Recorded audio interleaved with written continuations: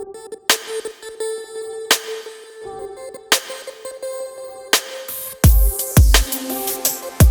the first part of the video, I'll be actually giving a brief description about the full chapter, and towards the end of the video, please make it a point to watch to the end because I'll be discussing some additional very important points strictly from the exam point of view. Alright?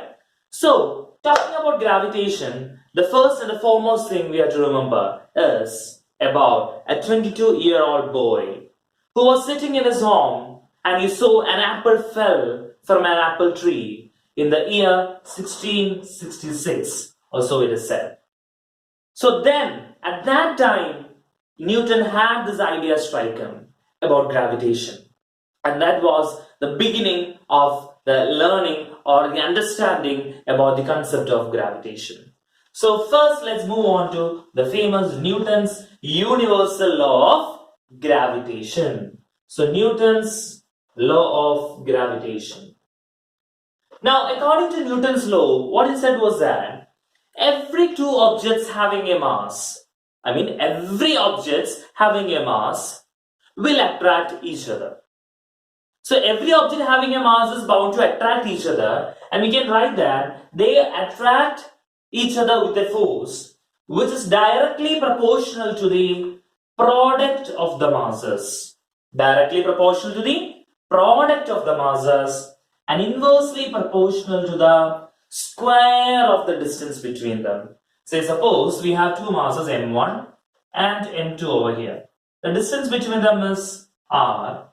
Then we can say that from here we can write F is proportional to m1 m2 by r square, or this is equal to g m1 m2 by r square. And what is this g? G is known as the universal gravitational constant, and what is the value of G? 6.67 10 raised to minus 11. And what is the unit? Newton meter square per kilogram raised to minus 2. Right? So we have the value for G as well. Now, this force of gravitation actually has some specific properties that you have to remember. Alright, so remembering those properties, I'll give you a shortcut key for that. You can make use of the term Valmiki. Valmiki, I'll just write it in English. Valmeek. What is that? Valmeek. I'll tell you what is the letters in the Valmeek one by one. Okay, so first one is W. What is W? Now W stands for the weakest force. The first point you have to remember about the gravitation is that it is the weakest force in nature. That's the first point. So out of the fundamental forces, the electromagnetic force or the strong nuclear force or the weak nuclear force, whatever we are referring to, gravitational force is the weakest force of them all. Alright? That's the first point you have to remember. The next point you have to remember is gravitational force is an attractive force. It is always attractive in nature. Gravitational force is always attractive in nature. And in order to show that it is an attractive force, when you write in the vectorial form, gravitational force we write like this. This is equal to minus G m1 m2 by r square and the vector r cap. Right? So this r cap can be written in another form. This can be also written like F is equal to minus G m1 m2 vector r divided by r cube. Alright, now we can actually indicate whether it is from whether it is a force exerted by the first mass on the second or the second mass on the first. To indicate that, we can also subscript a 1 to 2 and a 1 to 2 over here. Right? So this is a vectorial representation of the gravitational force, which is always attractive in nature. So the first point was what? It is the weakest force. And the second point was what? It is always attractive in nature. Alright? Now the third one, L. L stands for, it is a long range force. What is it? It is a long range force. A simple example. as I told you, gravitational force is a force acting between any two objects having masses, right? So suppose you have your computer screen with you, and I'm also standing there. So there's a force of attraction between the computer screen and myself. There's a force of attraction. There's a force of attraction between this marker pen and this duster. There's a force of attraction. There's a force of attraction between me and an alien in the Andromeda galaxy, which is supposedly 200 light years away. So which means, irrespective of the distance, gravitational force will be there. It is a long range force. It is a long range force. Alright. Now, the next one, MI. This stands for M for medium, I for independent. So, gravitational force is a medium independent force. It is medium independent. It doesn't matter where we are keeping the two masses. It doesn't matter. Because gravitational force does not depend on the medium. It is medium independent. Alright. Now, when you talk about this property, you have to remember about one more property. That is, suppose there are 2 or 3 masses here. 1, 2, 4 masses are here. And a central mass is here. This is M. This is M1. This is M2. This is M3. And this is M4. Fine. This distance is R1. This is R2. And this is R3. This is R4. Fine. Now, one thing you have to understand here is the gravitational force between two objects. The gravitational force between two objects will be unaffected by the presence of other bodies around it. I repeat, the gravitational force between two objects will be unaffected by the presence of other masses around it. Which means the gravitational force between M and M1 or M and M2 or M and M3 will be unaffected by the presence of other masses around it. So, the presence of M2, M3 and M4 does not affect the gravitational force X between M1 and M. It is independent of the other masses around it. Alright?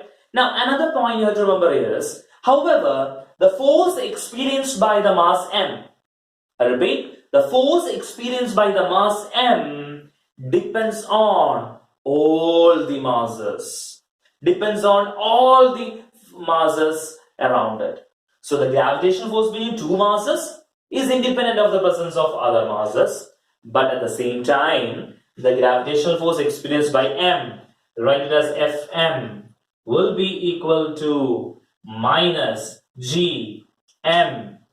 And take it outside. Within the brackets, we have M1 by R1 square. Okay, M1 by R1 square, R1 cap, plus M2 by R2 square, R2 cap, plus M3 by R3 square, R3 cap, plus etc. It depends on the number of masses present over there. So the force experienced by the mass M depends on all the force experienced by all the masses on it. So please remember that property, okay? So Mi refers to, it is medium independent, and when you remember this property, please remember that the force between two bodies will be unaffected by the presence of other bodies. But at the same time, the force experienced by a mass will be the sum of the force exerted by all the masses around it, and that we call it as a superposition principle. What do we call it? We call it as the superposition principle. Clear? Any doubts there? I hope not. Right. Now we move on to the next one. That is the first C here. The first C here actually represents. The first C represents. It can be the first C or the second C. No issues like that. Okay. The C stands for. One C stands for conservative force. What kind of force? Conservative. I'm sure that in the chapter Work Energy Power, you have learned about a conservative and a non-conservative force. Right? So what is a conservative force? Tell me. Tell me what is a conservative force. Conservative force is a force which is independent of the path travel. It depends only on the initial and final points, right? So gravitational force is a conservative force, and that means it depends only on the initial and final points. It depends only on the initial and final points. It is independent of the path traveled by the object. Okay, so please remember that gravitational force is a conservative force. All right, and moving on to the next point, the next C over here, that C stands for gravitational force is a central force. What is that? It is a central force. So gravitational force is a central force, which means the gravitational force between two objects acts between the line joining the centers of the two objects. The gravitational force between two objects acts between the line joining the centers of the two masses. So please remember that gravitational force is a central force. Alright, so when you are while doing a question or something, when you're taking the distance, make it a point that you're taking the distance from the center of the masses. Alright, so now let's move to the next topic, and that is acceleration due to gravity. Acceleration due to gravity. Now when you talk about acceleration due to gravity, let me tell you what is this acceleration due to gravity first. It is actually represented by the small letter g. Okay. Now acceleration due to gravity means it is the acceleration experienced by a body or a material due to the gravitational pull of the earth. Okay, I repeat, it is the acceleration experienced by a body due to the gravitational pull of the earth. Okay, and it is given by small g, as I told you, that is a representation for that, is equal to gm by r square. Gm by r square. Here g, as I told you earlier, the value for g is what? 6.67 into 10 raised to minus 11 Newton meter square per kilogram square, right? And mass, if it is earth we are dealing with, the mass of earth is what? Approximately 600 raised to 24 kilogram. Okay, and what about the radius of earth? Radius of earth is 6400 kilometers, right? So when you substitute these values in the equation, you will be getting g is equal to 9.8 meter per second square. On CGS unit we can write this is equal to 980 centimeter per second square. Alright, so the value of g I have given you, it is approximately 9.8 meter per second square, or it is 980 centimeter per second square. Alright, now one very important thing to remember here is, here we can actually introduce the term density also there in the equation. How? Let me show you how. We know that g is equal to gm by r square, right? Now here this equation can be written as g by r square. Tell me what is mass in terms of volume and density? Mass is equal to volume into density, right? Let's assume that our earth is a perfect sphere. If it is like a sphere means what is the volume of a sphere? The volume of a sphere is 4 by 3 pi r cube. Okay, so we can substitute the value here. So you're getting 4 by 3 pi r cube into rho, right? So this can be r square and r cube is cancelled. So we can write g is proportional to r rho. And from this expression we can write g is proportional to m by r square. And one thing is very clear from here. If the value of r rho increases, then g increases. Similarly, if the value of m by r square increases, again g increases. Alright? Now, the value that I just gave you, that is 9.8 meter per second square or 980 centimeter per second square, is actually the value on the surface of the earth. Alright? Now, the acceleration due to gravity is not a constant value everywhere. In the chapter motion 1D and all, we were just taking into account a very small height. Therefore, the variation in acceleration due to gravity, we actually neglected over there. But in reality, acceleration due to gravity is not a constant and it changes. It changes with respect to height, it changes with respect to depth, It changes with respect to the rotation of the earth and also with the shape of the earth. Now we are going to see each and every one of them one by one. Alright, so I'm not going into the derivation part or nothing. I'll just read the equations and how to apply that. So variation in G. The first one with respect to height. Now let me draw a small figure here. Earth, radius is R, height is h. I'm taking a mass m over here, small m. Mass of the earth is m. Now, I have already taught you that gravitational force is central force. What is the central force? It is a force acting between the line joining the centers of two objects, right? That is why I have marked it from here. So when you consider the distance between the two masses, one our earth and this mass m, the distance r should be taken as what? The distance r will correspond to actually h plus r, okay? The distance between the masses will be taken as h plus r actually. Alright. Now, we will get here that the height, with respect to height, the acceleration due to gravity changes according to the condition g dash is equal to g divided by 1 plus h by r the whole square. What is the equation? G dash is equal to g divided by 1 plus h by r the whole square. Now, if h is very small compared to r, this equation can also be written like this. G dash is equal to, using binomials approximation, g into 1 minus 2h by r. Now remember that this is an approximated equation. It can be applied only if h's, that is the height above the surface, is very much less than r. Alright, so this is how the acceleration due to gravity varies with respect to the height.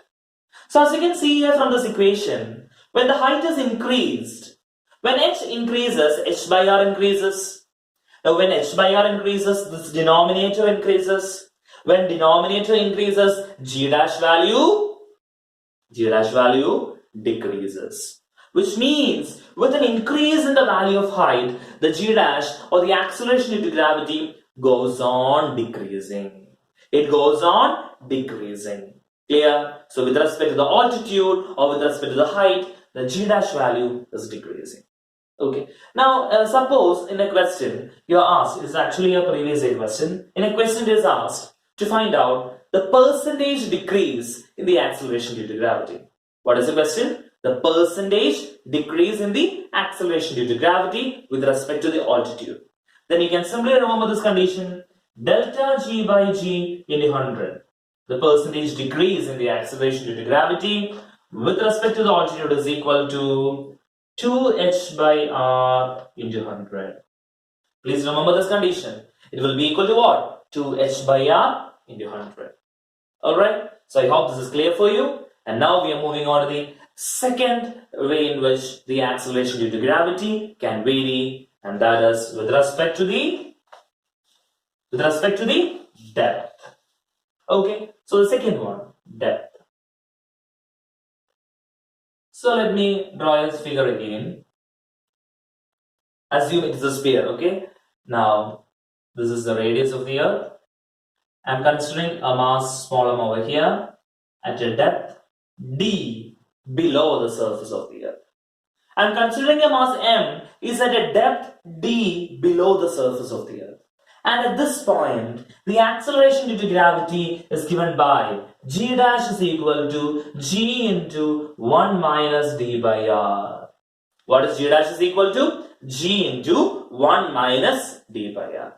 Clear? So g dash value is equal to g into 1 minus d by r. Now tell me, from this equation,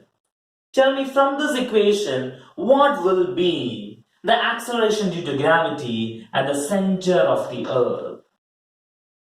What will be the value? At the center, this d will be equal to the radius r, right?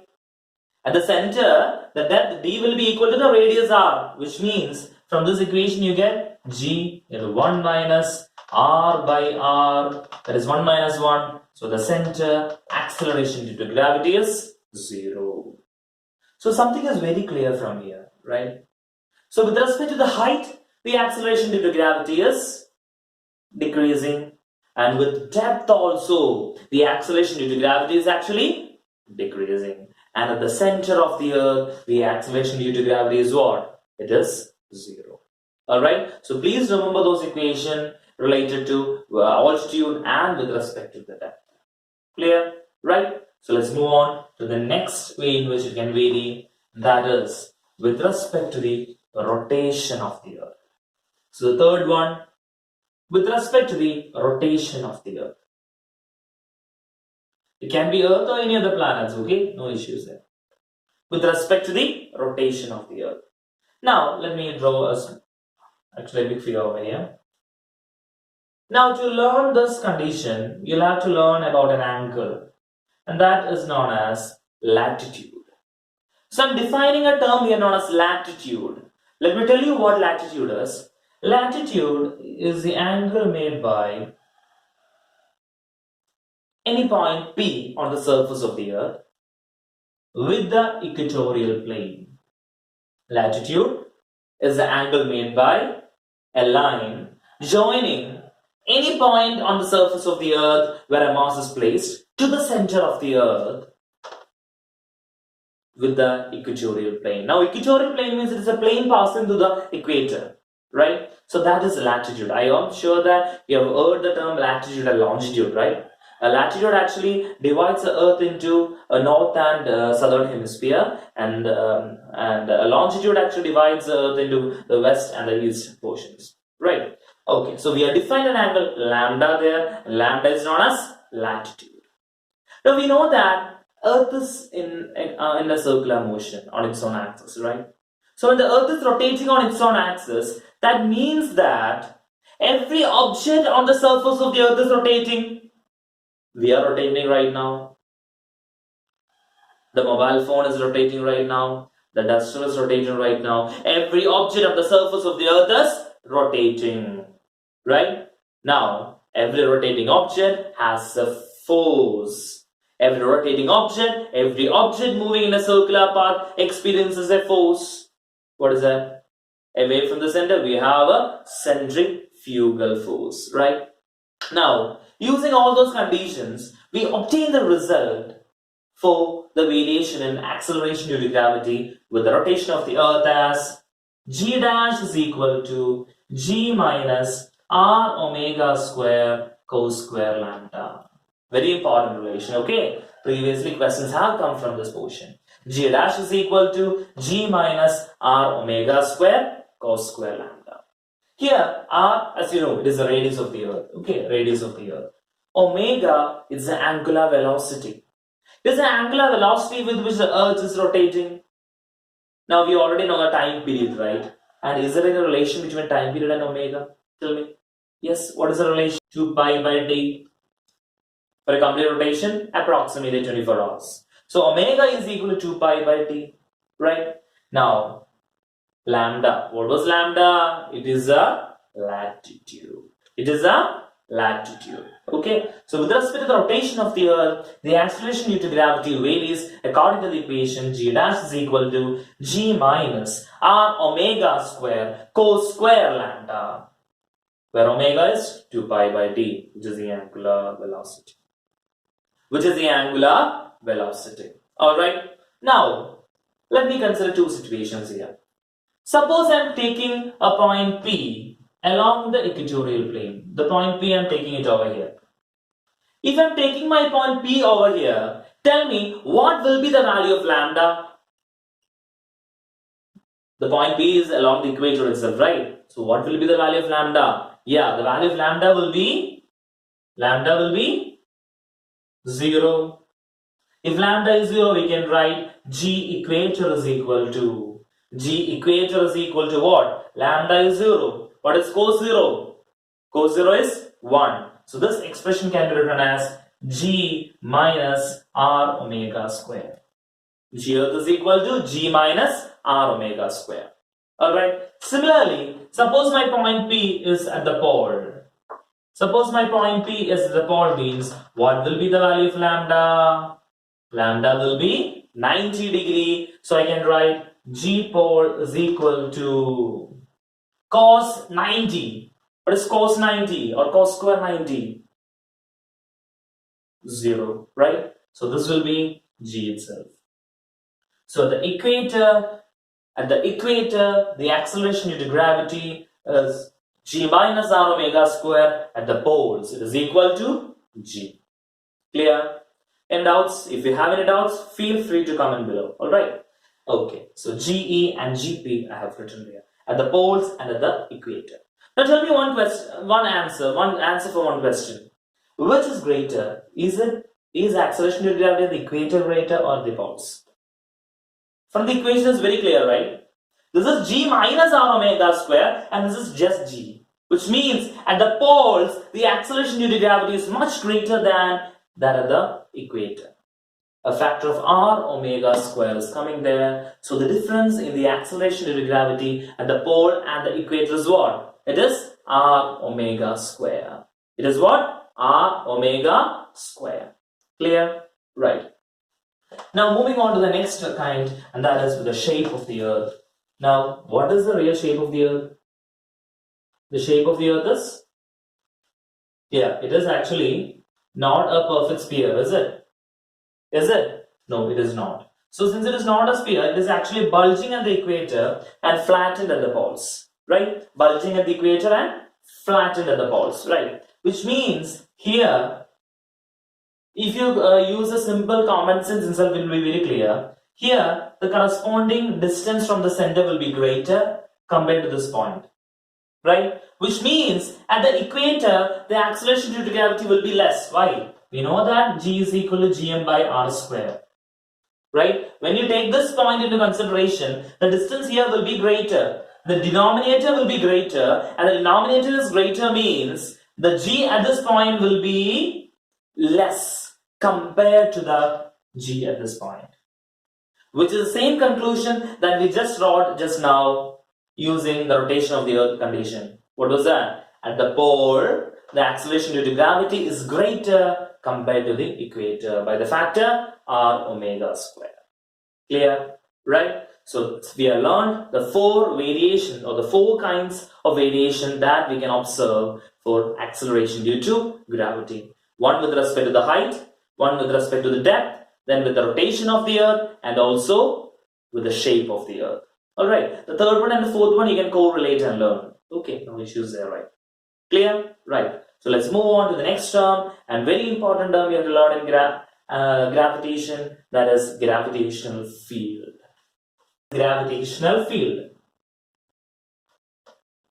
Gravitational field is actually the space surrounding a mass where the gravitational force due to the body is felt. Okay. So when I talk about gravitational field, a very important term to mention there is about gravitational field intensity. I'll represent it by GFI. Okay. I can use the letter I to represent it. Gravitational field intensity. Gravitational field intensity means it is actually the force experienced by a unit mass kept at a point. Now there is a reason why we are choosing a unit mass. The reason is the unit mass itself should not be produced or should not produce a gravitational field around it. Because the gravitational field produced by the bigger mass, say capital M, should not be affected by the field produced by the small m, which is our unit mass. That is why we are using a unit mass. Alright, so we define gravitational field intensity as the force experienced by a unit mass kept at a point. Clear? Right? And it is given by I, which is equal to, like the explanation, the force experienced by a unit mass. So we can write this is equal to Gm. What is force? According to Newton's law of gravitation, it is Gmm by R square. Right? So here we can write F is equal to Gmm by R square by m. So intensity will be equal to Gm by R square. Intensity is equal to Gm by R square. In a more general term, we can actually use small r here, where small r represents the distance between the two masses. Small r represents the distance between the two masses. Alright. Now, one important thing you have to remember here is, Force is a vector quantity and therefore intensity, the gravitational field intensity, is also a vector quantity and it has a direction. Alright, and what will be the unit of this quantity? Force, it's Newton, mass per kilogram, right? So Newton per kilogram.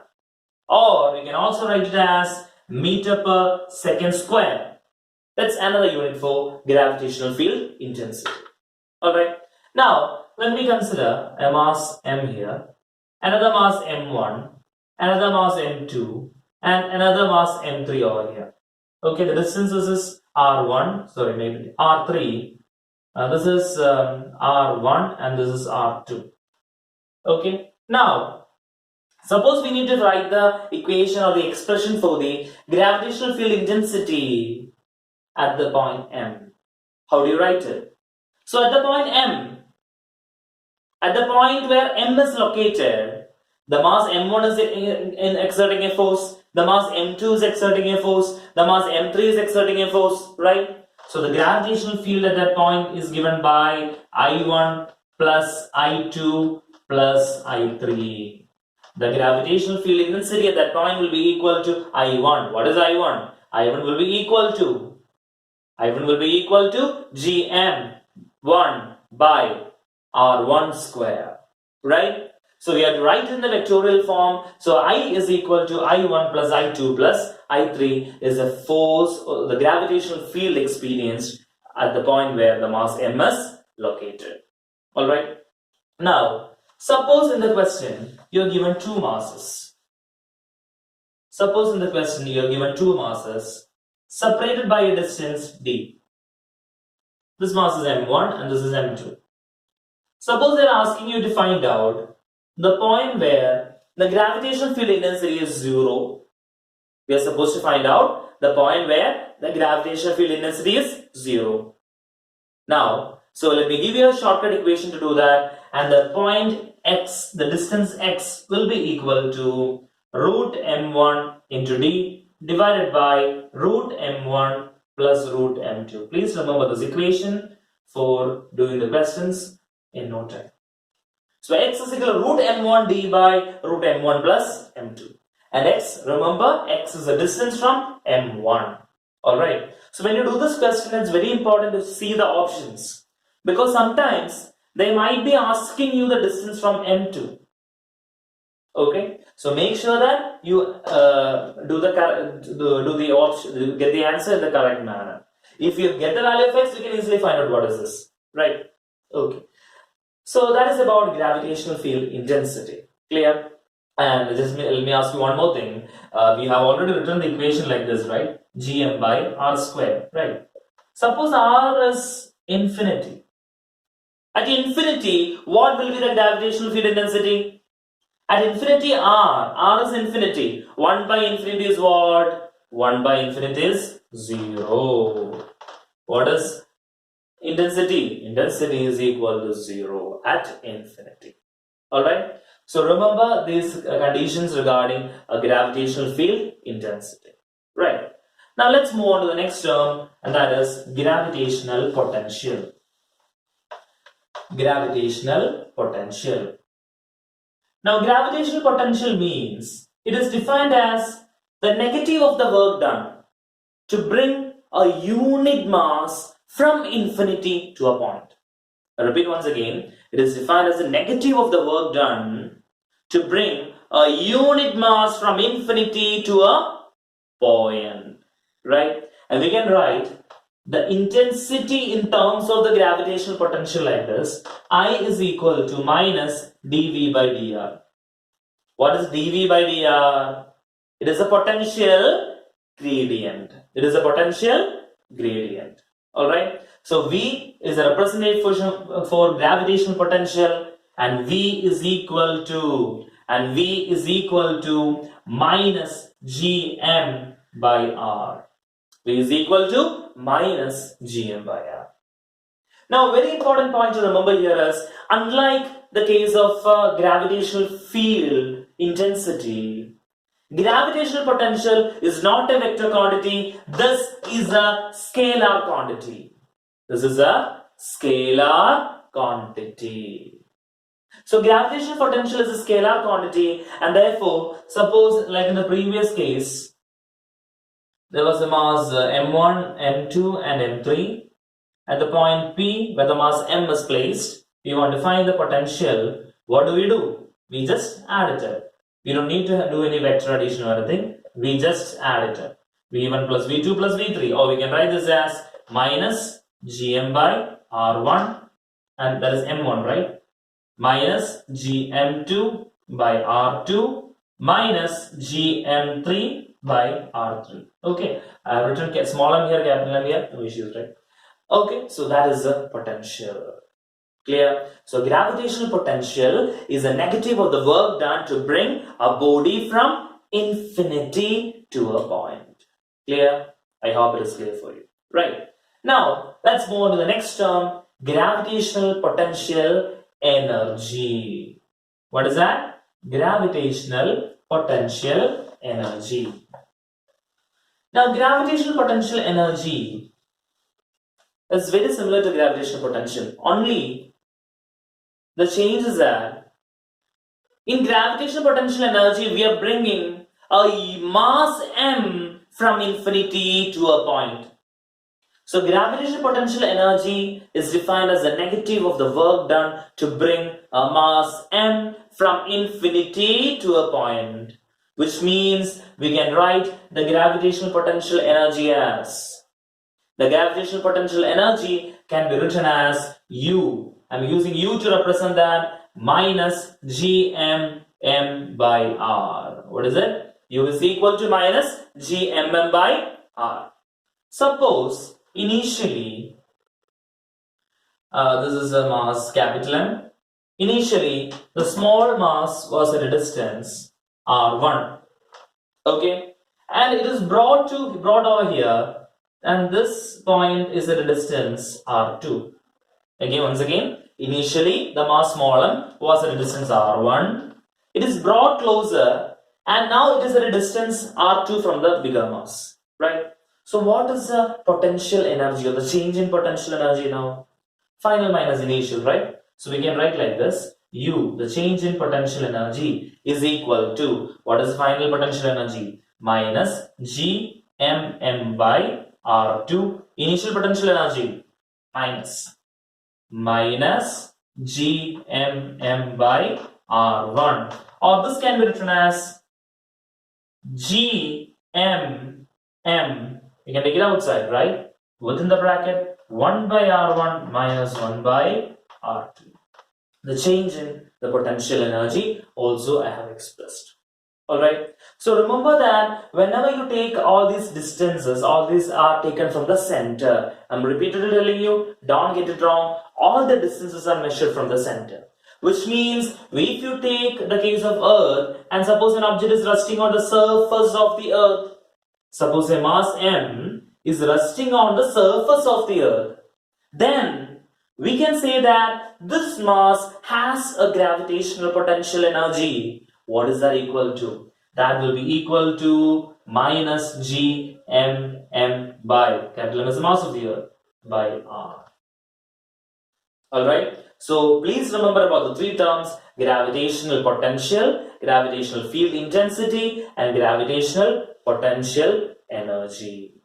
Alright, now towards the end of the video, I'll be discussing the gravitational potential and gravitational field intensity of different bodies. Alright, so please make it a point to learn those equations also. We are bound to get a question from there. Alright, okay. So let's move on to the next one, and that is about escape velocity and orbital velocity. Now, escape velocity means when an object is projected upwards, what is the minimum velocity needed so that the object escapes out of the strong gravitational field of the Earth?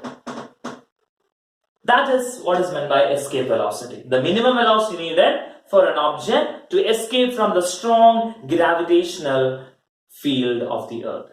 And the value for escape velocity is given by V escape is equal to root of 2gm by r, is equal to root of 2gm by r.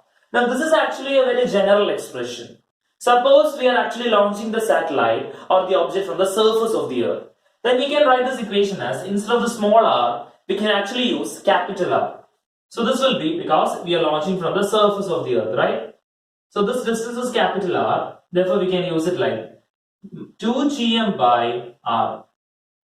I'm going to multiply on the numerator and denominator with an r. So you'll be getting gm by r square over here. And what is gm by r square? Gm by r square is small g, right? Acceleration due to gravity. So this is equal to root of 2gr. So the escape velocity is either equal to root of 2gm by r. From the surface means we can use root of 2gm by capital R. That is also equal to root of 2gr. So the escape velocity, which is the minimum velocity needed for an object to escape from the surface of the earth. Now let me ask you one question. Why do we have an atmosphere here? Now we know that the minimum velocity needed by the air molecules to escape, or the velocity possessed by the air molecules, as v is equal to root of 3 RT by n, right? So the minimum velocity needed by them to escape is actually this much. So the air molecules are still here. Why? Because they are not able to gain an RMS velocity which is equal or greater than the escape velocity, and that is why we still have an atmosphere here. Alright. Now, concerning escape velocity, there are a few points you have to remember. The first point is that suppose I am launching the object at a velocity which is less than the escape velocity. I am launching an object with a velocity v which is less than the escape velocity. Then what happens is, as we have already done in the chapter 1 dimension, the object goes up and comes down. Right? It does not escape from the strong gravitational field of the earth. In such a case, we can say, by applying energy conservation, please remember this equation, I'm not going into the derivation part or anything. By applying energy conservation, we can say that the maximum height attained by the body will be equal to, h will be equal to r divided by ve square by v square minus 1. H is equal to r divided by v square by v square minus 1. Alright. Now suppose the velocity I am imparting on the object, v, is greater than the escape velocity. If the velocity is greater than the escape velocity means, what will happen is, it escapes and it enters the interplanetary space with a velocity equal to v dash equal to v square minus root of v square minus v square. So it will be moving in the interplanetary space with this velocity. Clear? So remember the equation for the escape velocity, and also what is the corresponding height attained if the object is not thrown up with the requisite amount of escape velocity. Now, one more thing. I have given you the equation, right? It is root of 2gm by r or root 2gr. So all the terms in that equation we are very familiar with. Small g value we know, capital R, the radius of the earth we know, right? So we can say that the escape velocity for an object to escape from the surface of the earth should be equal to 11.2 kilometer per second. So if the minimum velocity is this, the object will be able to escape from the surface. And since the RMS velocity of the gas molecules is far below than this, they cannot escape from the surface. Clear? Right? Okay. Now let's move on to the next term of importance, that is orbital velocity. Which is that? Orbital velocity. Now orbital velocity is the minimum velocity needed or required by a satellite to move around the earth or any other celestial body. So orbital velocity is the minimum velocity of rotation around the earth needed or around any other celestial body that is required, such that the satellite does not come down, does not fall down. Right? Now, we know that any object that is rotating, that is moving in a circular path, will have a corresponding centripetal force towards the center.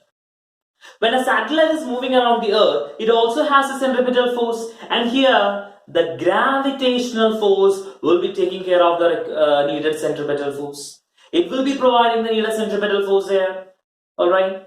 Now, to ensure that the satellite is rotating in its circular orbit, the orbital velocity should be equal to root of gm by r. Here r corresponds to the height of the satellite or the distance of the satellite from the center of the earth. R corresponds to a distance from the center. Now suppose this is my planet Earth, satellite is at a certain height h. This is radius r. So r is equal to r plus h. Small r is equal to r plus h. Right? Now, here we can actually take a small approximation. When we talk about satellites, we have mainly three types. One, we have a low Earth orbit satellites, we call it LEO. We have medium Earth orbit satellites, we call them MEO. And we also have geostationary Earth orbit satellites. Alright. So, suppose it is a low Earth orbit satellite, and supposing that our R is approximately, if the satellite is close to the surface of the Earth, we can say that R is approximately equal to capital R. Then we can say that from this equation V0 is equal to root of 2g, it is gm by R, right? Multiplying in the numerator and denominator with an R, what do you get? Gm by R square. What is that? Small g. So V0 is equal to root in gr. V0 is equal to root gr. Clear? Now, we have already learned that escape velocity is actually equal to root 2 gr, right? So here we get in V0 is equal to root gr. So what will be V escape divided by V orbital? That will be equal to root 2. Please do remember this relation connecting the escape velocity and the orbital velocity value. Alright. Now, since the satellite is moving around in a circular orbit, it will most certainly have a certain time period. Alright. So let's determine what is the time period now. The time period of an orbiting satellite. So the time period of an orbiting satellite, we can make use of the equation time period t is equal to 2 pi by omega. 2 pi by omega. And we already know that omega is v by r, right? So we can write like this 2 pi divided by v or v orbital by r. Fine. Or this can be written as 2 pi r by v orbital. What is the value for v orbital? V orbital is root of gm by small r, right? Or this can be written as 2 pi r. This root r I am taking to the numerator, so it will be r raised to 1 by 2, right? In divided by root gm. Alright? R raised to 1, r raised to 1 by 2. When you combine that, what do you get? You get something like this. 2 pi r raised to 3 by 2 divided by root gm. Or from there you can write the time period is proportional to r raised to 3 by 2, or you can write the square of the time period is proportional to the cube of the distance. The square of the time period is proportional to the cube of the distance from the center of the planet about which it is rotating. And this is same as what we will be learning in Kepler's law, right? T square proportional to r cube, right? So please do remember this equation. T square is proportional to r cube, right? Alright, so that is the time period of an orbiting satellite. Clear? Now we are moving on to find out what is the energy of an orbiting satellite. Right, so the next one, energy.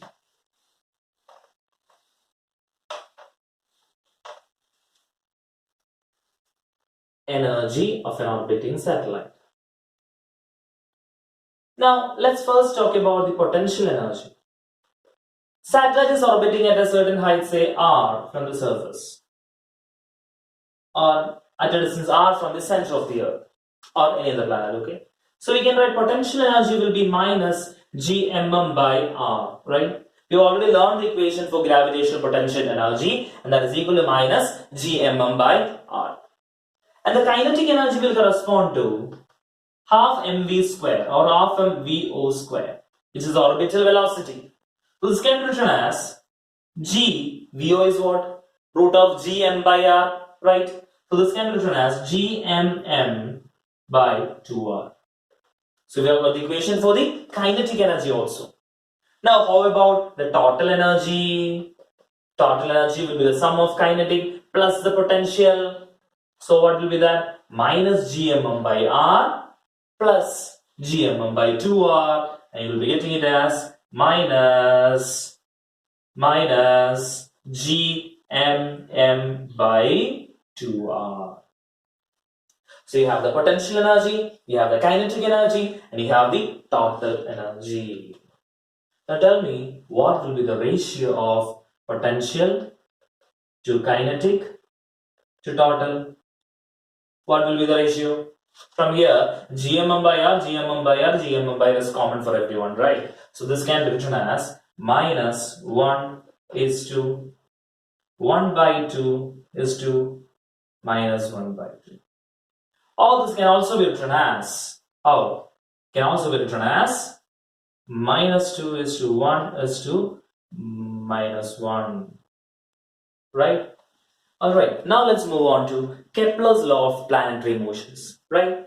So, talking about Kepler's law of planetary motion, there are actually three laws. The first law, the first Kepler's law is known as law of orbits. Law of orbits. And it is something you're all familiar with. According to the law of orbits, every planet is moving around the sun in an elliptical orbit. I repeat, every planet is moving around the sun in an elliptical orbit with the sun at one of its foci. So when you consider an ellipse, it will have two axes actually. One is a minor axis and the other one is a major axis. The bigger one is a major axis and the smaller one is a minor axis. Now half of the major axis we call it by the name semi-major axis, and half of the minor axis we call it by the name semi-minor axis. Okay, an ellipse will also have two foci. One is over here, other is over here. So according to the law of orbits, what it says is that when a planet or a celestial object is moving around the sun, it is moving in an elliptical orbit. A planet is moving around the sun in an elliptical orbit with the sun at one of its foci. Alright? It is moving in an elliptical orbit with the sun at one of its foci. Is the one clear? That is the first law of orbits. Okay? Now, moving on to the second one, that is law of area. Law of area. Now, based on law of area, what it says is that when this planet is moving around the sun in the elliptical orbit, it sweeps out equal areas in equal intervals of time. It sweeps out equal areas in equal intervals of time. Say suppose it is moving with the velocity v. So according to the law, if we have a certain time interval delta t, the area swept by the planet in the time interval delta t over here and in the same time interval delta t over here will be the same. And that is made possible because of the fact that the velocity of the planet will be greater when it is nearer to the sun. The velocity of the planet will be greater when it is nearest to the sun. And I hope you remember about our Mars mission, Mars orbiter mission. It is the same technique that was used. We did not have a provision to use a GSLV satellite back then. And it was the same method that was used to launch a Mars orbiter, MOM, the satellite which collided with Mars. Right? The same technique was used there. Because the velocity will be higher near the sun compared to when it is farther away from the sun. Therefore, we can say that it sweeps out equal areas and equal intervals of time. Alright, let's try to prove that here. So, based on the law of area, we can say that the aerial velocity dA by dt Aerial velocity is what? dA by dt. Let's find out what that is equal to. Okay. Now let me assume that this is something like a triangle, a small triangle. Okay. Now let this distance be r.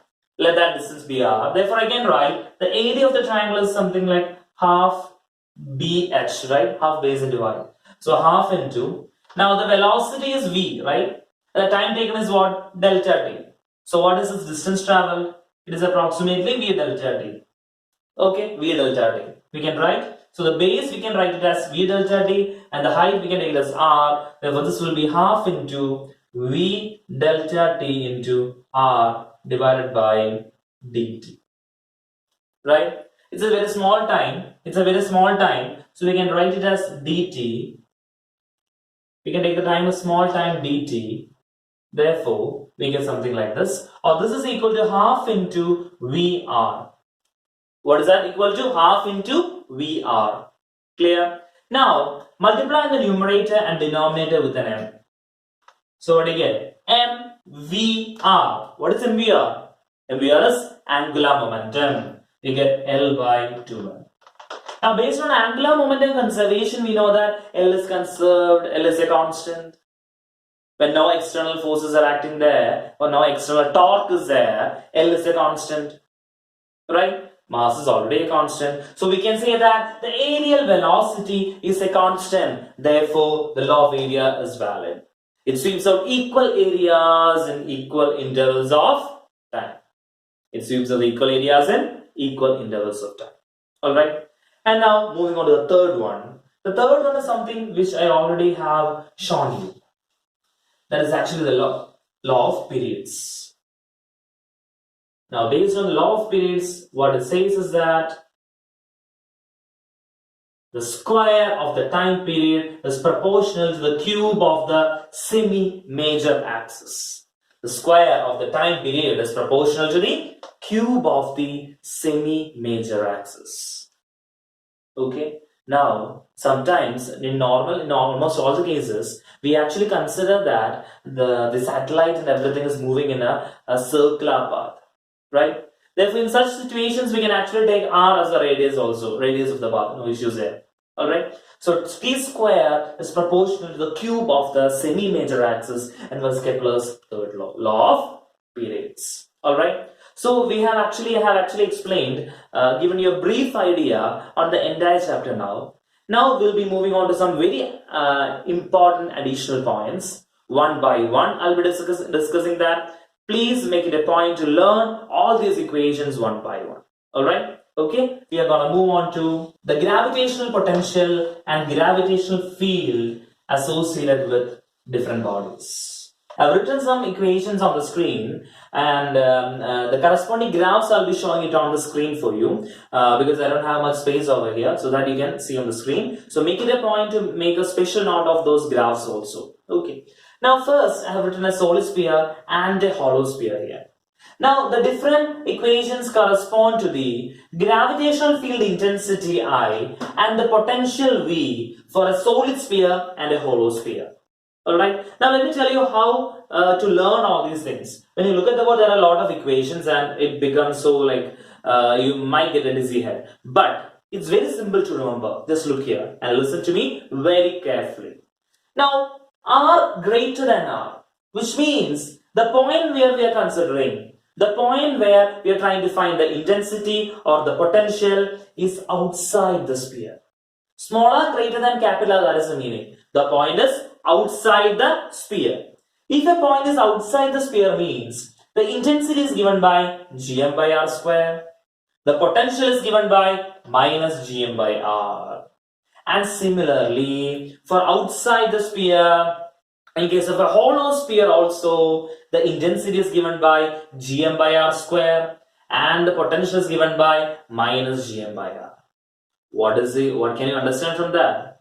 Now, outside a sphere, both a hollow sphere and a solid sphere behaves like a point mass.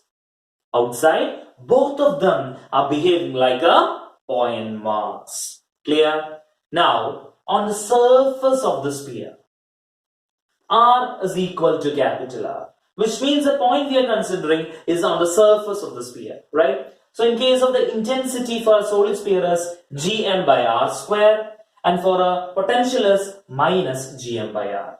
Okay. Now in case of a hollow sphere, again on the surface the intensity is gm by r square and the potential is minus gm by r. Okay. So what you can understand from this? For on the surface of the sphere and outside the sphere, the conditions are the same for a solid and a hollow sphere. Alright, it's easy for you to remember, right? It just behaves like a point mass, right? And the third, it's a condition for the intensity and potential inside a sphere. Now, inside a solid sphere and a hollow sphere, it's a bit different, okay? The intensity inside a solid sphere is given by gmr by r cube. Capital R, the radius of the sphere. Small r is the distance of the point from the center of the sphere. It's the distance of the point where we have defined the intensity from the center of the sphere. Okay. Now, in the potential is given by minus gm by 2r, 3 minus r square by r capital R square within brackets. So now here this equation, the potential inside the sphere, from this we can actually get an expression for the potential at the center of the sphere also. Now tell me, if we are considering a point at the center of the sphere, what will be the potential there in a case of a solid sphere? At the center of the sphere means the small r will correspond to what? Small r will correspond to 0, right? Small r will correspond to 0. So this is 0 by r. What is that? 0. So what is remaining? At the center, as you can see on the screen right now, the equation for the potential is given by minus 3 by 2 gm by r. At the center, the condition is what? Minus 3 by 2 gm by r. Clear? Right? And you can also see the corresponding graphs on the screen. Please make it a point to learn them. Okay. Now, in case of a hollow sphere, inside the sphere, the intensity is 0. Intensity is 0. And in case the potential of a hollow sphere inside is corresponding to minus gm by r, which means from the surface to the center, the potential of a hollow sphere is remaining a constant. The potential of a hollow sphere is remaining a constant. Clear? And the corresponding graphs again have shown you on the screen. Please learn them. Right? So I hope these two conditions are clear for a solid sphere and a hollow sphere. Very, very, very important. Please do learn this. Alright? So now we are moving on to the next condition, and that is for a disk and a ring. Okay, first we'll see a disk. Okay. The next one I have written on the board, the intensity and the potential due to a disk. What is it? Intensity and the potential due to a disk. As you can see here, I've actually drawn a disk over here. It is having a radius small a, and I have marked the point P here, which is at a distance of small r, from the center. So this is actually an axial point, a point on the axis. Fine. Now, first of all, let's see what is the intensity here. The intensity at a point on the axis is given by I is equal to 2gmr by a square into 1 by r minus 1 by root of r square plus a square. Now capital M is actually the mass of this disk. Capital M is the mass of the disk. And what is r? There's a distance of the point P from the center. Okay. 1 by r minus 1 by root of r square plus a square. Now the same equation I have written expressed in terms of the theta. I have marked a theta over here. Cos theta I have marked here. So in terms of cos theta, I am writing the equation as 2gm by a square into 1 minus cos theta. So that is the equation for the intensity again along the axial point. Now suppose at the center, if you will be asked at the center, what will be the intensity? At the center, r will be equal to 0. At the center, since r is equal to 0, what will be I? I will be 0 again. I will be equal to 0. Okay, fine. Alright.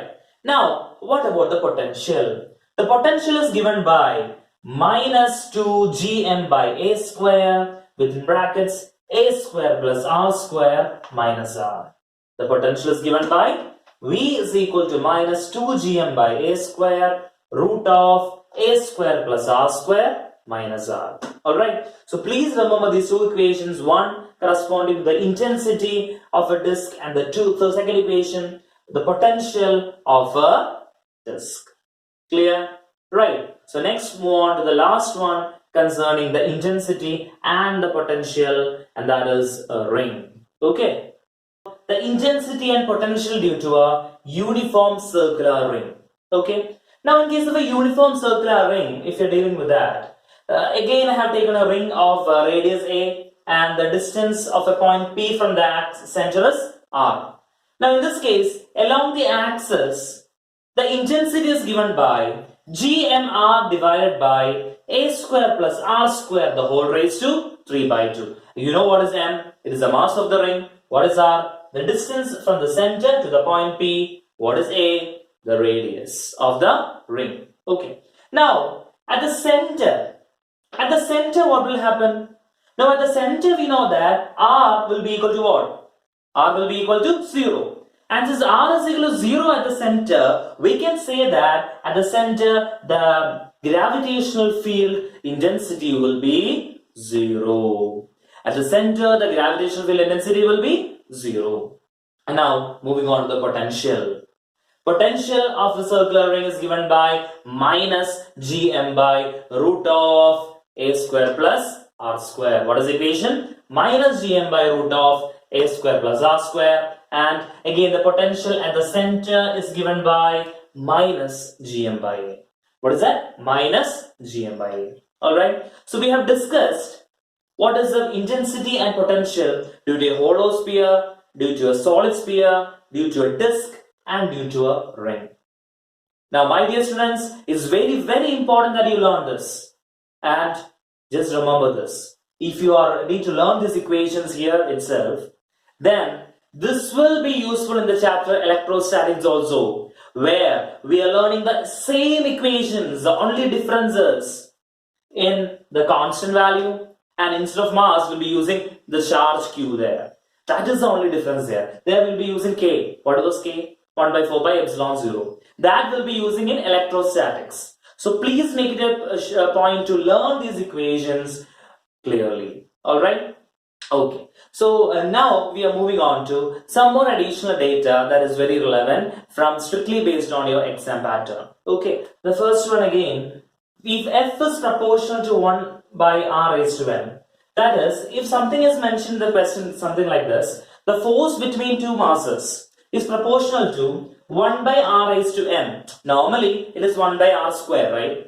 Instead of 1 by r square, suppose it is saying r raised to 3 by 2 or r raised to 1 by 2, something they are saying. Then we can use this condition. If the force is proportional to 1 by r raised to n, then the orbital velocity will correspond to 1 by root of r raised to n minus 1.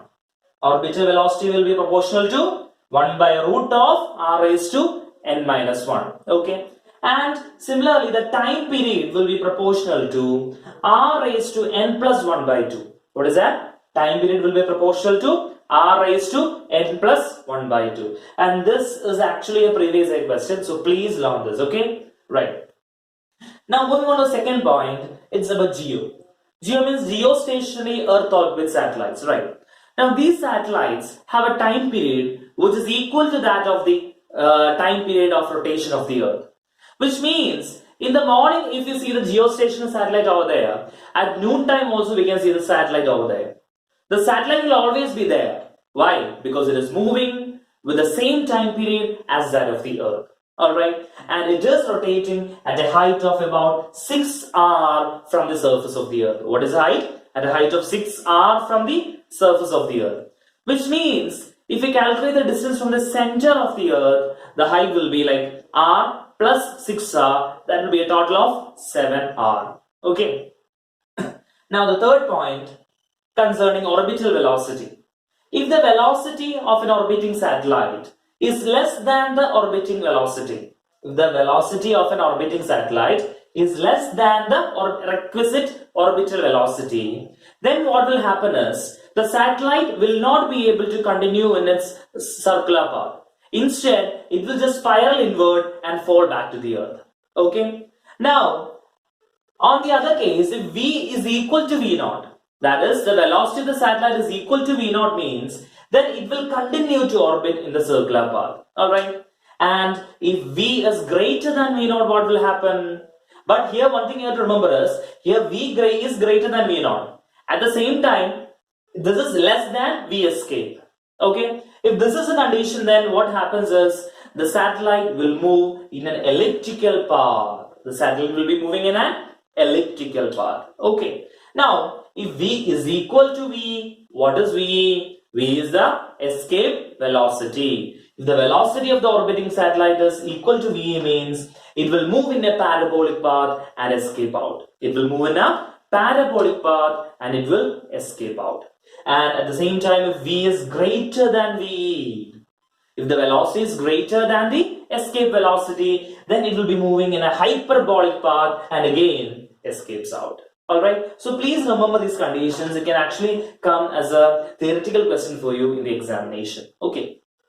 Now moving on the fourth point. Now this point, it is not very important that you have to by heart this, because this is actually some equations I have obtained by applying energy conservation. Okay, so you know what is energy conservation, right?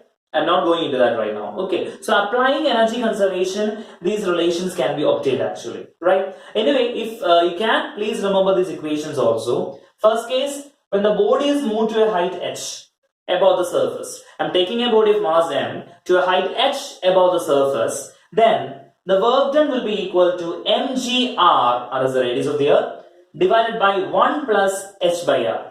H is the height above the surface where I'm taking the body. Okay, so 1 plus h by r. Now this work done is actually equal to the change in potential energy also, right? So you can remember that easily. The work done or the change in potential energy is mgr by 1 plus h by r. Okay. Now, if a particular condition is given, if something specific is mentioned about the height, say for example, if it is said h is equal to nr, h is equal to nr, means, say suppose they were saying h is equal to 2 times the radius of the earth, or h is equal to 3r. If that is the case, then we can use this equation directly. Work done will be equal to mgr into n by n plus 1. mgr into n by n plus 1. Okay. Now, if h is equal to r, what will be the condition? Work done will be equal to mgr divided by 2. Work done will be equal to mgr divided by 2. Alright. I hope you were able to follow what I have taught you today. So in case you have any doubts at all, please feel free to comment below and I'll be very happy to help you out with. Okay. Stay safe and do your best. Okay. Thank you.